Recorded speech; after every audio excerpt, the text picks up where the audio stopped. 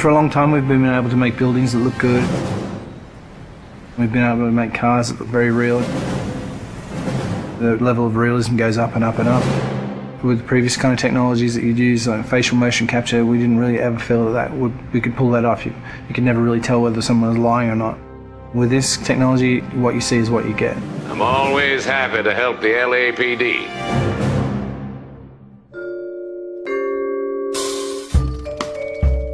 We started research on it about 5 years ago. Back then, only research groups were really doing it, this kind of 3D mesh generation from optical cameras. We thought that there might be some application for what we were doing, and this story is a detective story, so the believability of the actors' performances is key to gameplay.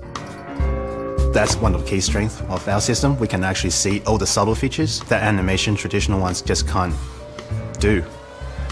Cole Phelps, traffic. What have we got? It's really acting a scene in two parts. The motion capture and then the motion scanning. The motion capture captures all the body movements and where people look, so it gives you all of the eye lines. Regulator valve. Good find. Then we move over to this studio where an actor would typically go into makeup in the morning and then they'd have their hair done in a 1940s hairstyle. Then they'd come into a room and sit in the seat behind me, and what the rig does is capture a volume around them. You've got cameras not only around, but also looking upward and downward as well. So any kind of movement is going to cut out some of the information. And they deliver their lines, and as they talk, they get processed and turned into 3D. And action. So the guys' names that I've been seeing doing the repairs on the heaters, they're fully licensed and accredited. We go from 2D videos to 3D meshes. I think you're lying, Rasic. I think some of your men aren't fully licensed. To compressed versions for the game. I think some of your men aren't fully licensed. You're desperate to cover your sales. The level of detail is just so high that they're just like a real person in life. You're gonna lose your wife and probably end up in the big house. I hope she was worth it.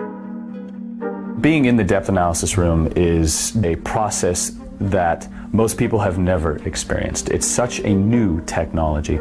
It's a constant close-up is what it is, but it's a close-up from 360 degrees. There's something pretty special about knowing that you will be recreated but in another type of form. I saw myself today. Blow it off, Cole. These artsy-fartsy types always get a little flighty. It's me. LAPD, drop the weapon! Hey, you think I'm some kind of nut job? What proof have you got? A big theme of this game is dishonesty and to detect when people are lying. You couldn't have done that in the past. Why are you lying to me, Varley? The better you are at reading people, the more things it'll reveal, and the story goes different ways if you do that. The only way you're going to get rid of me is to give me an answer. You're out of your depth here, detective, and you're asking the wrong questions of the wrong people. Having this realism really helps. You're literally talking to that person and then seeing how they behave by asking questions. Why did you kill Mrs. Terrellson? I have no recollection of the people I have killed. So what if I took a look around that car? You can't be accusing me of nothing. You've got the wrong guy.